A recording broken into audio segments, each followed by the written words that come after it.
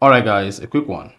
Here, I'll detail how to delete your Instagram Reels. So if you want to delete uploaded Reels on Instagram, then here's a video for you. So if I download this, you found this often informative, please don't forget to like and then subscribe.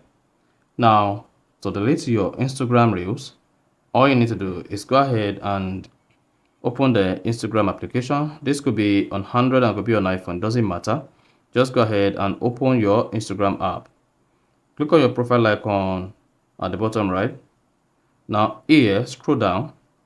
You should see all your Instagram reel.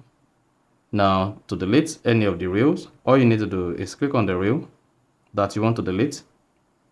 Click on the three dots at the top right of the Instagram reel. Then scroll down. You should say delete. Click on delete. Then a pop will say delete from Instagram and thread.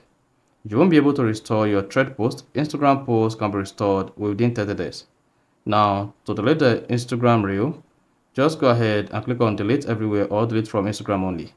However, you can also come here if you want to delete Instagram reels, which is video. Repeat the same thing, three dots at the top right, delete, and then tap delete from the pop. You see that? Delete reel.